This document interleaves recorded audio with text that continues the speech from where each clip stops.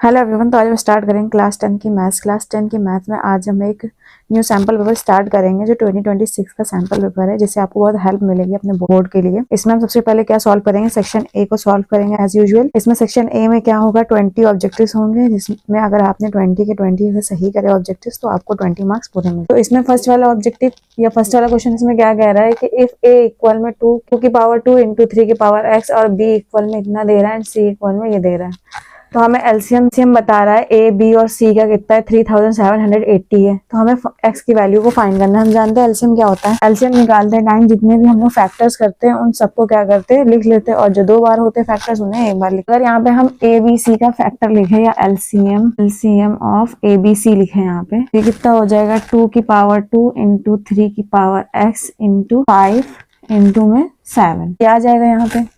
अब एलसीएम में कितना दे रहा है, 3780 दे रहा है। 2 का स्क्वायर करेंगे तो 4 आएगा इंटू 3 की पावर x इंटू 5 इंटू 7। अब इसका मल्टीप्लाई करेंगे, 5 4 जा 20 हो जाएगा, 27 जा कितना हो जाएगा 140 इंटू में 3 की पावर x 3780 है। ये मल्टीप्लाई में आएगा, इस साइड डिवाइड में, यहाँ 0 0 कैंसिल हो जाएगा, 378 डिवाइड में 14 आएगा, इक्वल में क्या आ जाएगा 3 की पावर x। जब इसको डिवाइड करेंगे तो 27 टाइम्स में जाएगा, 3 की पावर क्या हो जाएगा x, 3 का क्यूब है ये, तो 3 का क्यूब इक्वल में 3 की पावर x। बेस इक्वल है तो पावर्स को भी इक्वल कराते हैं, तो x की पावर x की वैल्यू कितनी आ गई, यहाँ पे 3 आ गई। ये इसका आंसर हो गया। सेकंड वाले क्वेश्चन में कह रहा है find the shortest distance in unit of the point 2,3 from y axis is. जब y एक्सिस से देखने की बात करता है तो हम x वाला देखते हैं, तो इसकी शॉर्टेस्ट डिस्टेंस क्या हो जाएगी, 2। If lines 3x plus 2ky equal में 2 and 2x plus 5y plus 1 equal में 0 are not parallel then find k. अब जब पैरेलल नहीं होगी तो a1 अपॉन में a2 इक्वल नहीं होगा b1 अपॉन में b2 के। ये पैरेलल ना होने कंडीशन होती है। a1 क्या होता है, क्वाड्रेटिक इक्वेशन इस टाइप में लिखते हैं, ax plus by plus c equal में 0। तो a यहाँ पे क्या है 3, और इस वाली इक्वेशन में a2 क्या है 2, और b1 यहाँ पे क्या है 2k, और अपॉन में यहाँ पे b2 क्या है 5, इक्वल नहीं है। इसका क्रॉस मल्टीप्लिकेशन कराएंगे, 5 3 जा 15, 2 2 जा क्या हो जाएगा 4 इक्वल में k does not equal to 15 upon में 4। क्वेश्चन नंबर 4 है, कह रहा है इसमें a quadrilateral ABCD is drawn to circumscribe of a circle in if BC is equal to 7 centimetre, CD equal में 4 सेंटीमीटर, AD इक्वल में 3 centimetre. कह रहा है क्वाड्रिलेटरल है, इसे क्या नाम दे रहे हैं, ABCD। इसमें क्या है, एक सर्कल है बना हुआ। हम जानते हैं जब ऐसे सर्कमस्क्राइब वाले क्वेश्चंस आते हैं तो इसमें क्या होता है, जो अपोजिट साइड्स होती हैं उनका सम क्या इक्वल होता है, उनके अदर अपोजिट साइड के सम के इक्वल होता है। मतलब AB प्लस CD का जो सम होगा वो BC प्लस AD के इक्वल होगा। यहाँ पे BC की वैल्यू में कितनी दे रहा है 7 सेंटीमीटर, AD की वैल्यू कितनी दे रहा है 3 सेंटीमीटर, AB ऐसे ही लिखा रहने, CD की वैल्यू कितनी दे रहा है यहाँ पे 4 सेंटीमीटर। तो ये आ जाएगा AB प्लस 4 इक्वल में क्या हो जाएगा 10, AB इक्वल में 10 माइनस का 4। ये तो AB की वैल्यू कितनी यहाँ पे आ जाएगी 6 सेंटीमीटर। AB की वैल्यू हमें फाइंड करने कह रहा था, तो ये AB के आंसर आ गया। तो इसके बाद क्वेश्चन नंबर 5 है। क्वेश्चन नंबर 5 में कह रहा है if sec theta plus tan theta equal में क्या दे रहा है x। तो हमें sec theta minus tan theta की वैल्यू निकालनी है। तो इसको सॉल्व करने के लिए हमें याद रखना है, क्वेश्चन में आंसर में 1 अपॉन में x क्या होगा, इसका आंसर होगा नॉर्मली। तो हम इसी में वैल्यू रखेंगे x की, तो ये क्या हो जाएगा सेक थीटा प्लस का टैन थीटा। तो इसका कॉन्जुगेट मल्टीप्लाई कराएंगे तो सेक थीटा माइनस का टैन थीटा अपॉन में सेक थीटा माइनस का टैन थीटा। तो इसका मल्टीप्लाई कराएंगे तो नॉर्मली ये सेक थीटा माइनस का टैन थीटा हो जाएगा न्यूमरेटर में, अपॉन में क्या हो जाएगा a plus b minus b का फॉर्मूला लगेगा। यहाँ पे आ जाएगा सेक स्क्वायर थीटा माइनस का tan square theta. Sec square theta minus का टैन स्क्वायर थीटा, इसकी वैल्यू कितनी होती है 1। तो सेक थीटा माइनस का टैन थीटा इसके इक्वल हो जाएगा 1 अपॉन में sec theta plus tan theta के, और sec theta plus tan theta की वैल्यू कितनी है x। तो आंसर क्या हो जाएगा 1 अपॉन में x। इसके बाद क्वेश्चन नंबर 6 है, इसमें कह रहा है which one of the following is not a quadratic equation. इसमें बताना क्वाड्रेटिक इक्वेशन कौन सी नहीं है। तो ये वाला क्वेश्चन मैं स्क्रीन पर लगा दूंगी, और इसमें जो राइट आंसर है वो कमेंट सेक्शन में आप बताएंगे। उसके बाद क्या है, क्वेश्चन नंबर 7 दे रहा है। क्वेश्चन नंबर 7 में है a pair of dice is tossed, probability of not getting sum of 8। हमें प्रोबेबिलिटी निकालनी है सम ऑफ 8 ना आने की। तो पहले हम क्या निकालेंगे, प्रोबेबिलिटी सम ऑफ 8 की, मतलब प्रोबेबिलिटी ऑफ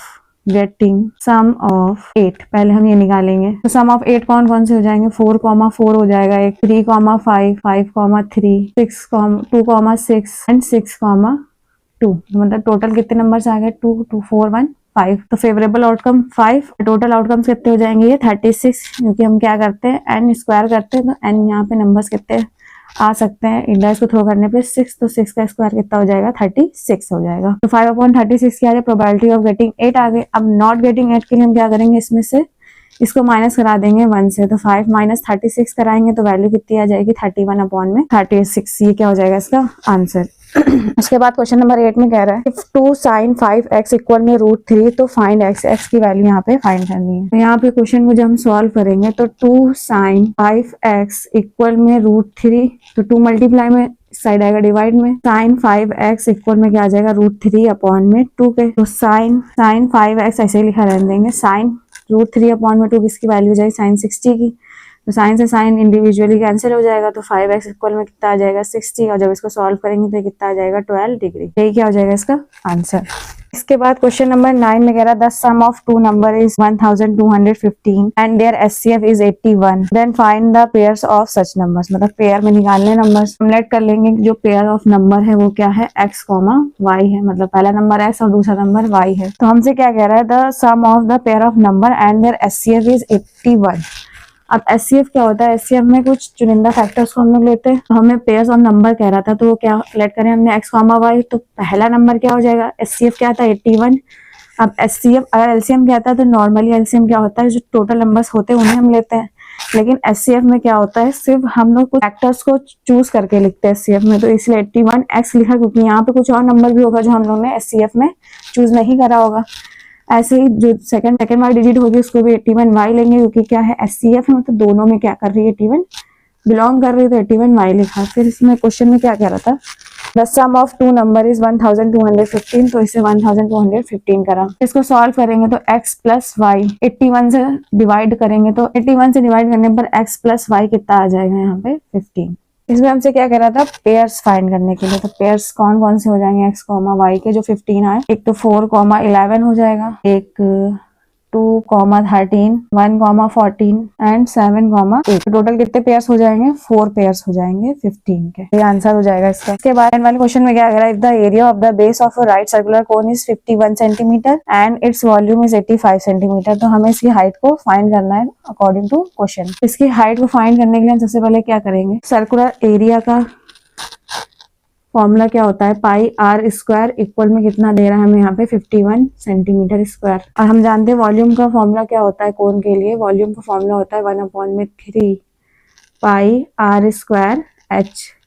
वॉल्यूम हमें यहाँ पे कितना दे रहा है 85, यहाँ वैल्यू रखेंगे 85, मल्टीप्लाई में 3 आ जाएगा इस साइड से, इक्वल में πr², इस पूरे की वैल्यू कितनी हो जाएगी 51 इंटू में h, तो h इक्वल में क्या आ जाएगा 85 इंटू में 3/51। इसको यहाँ से कैंसिल करा देंगे, 3 1 जा 3 कैरी 2 चला जाएगा, 3 7 जा 21, तो हाइट कितनी निकल आएगी यहाँ पे 85/17 सेंटीमीटर। ये क्या हो जाएगा इसका आंसर। तो सेक्शन ए के टोटल 10 क्वेश्चंस को आज हम लोग ने सॉल्व करा है। अदर 10 क्वेश्चन हम लोग नेक्स्ट वीडियो में सॉल्व करेंगे। अगर आपको कोई डाउट है तो आप कमेंट सेक्शन में पूछ सकते हैं। If you like that please subscribe and thank you for watching.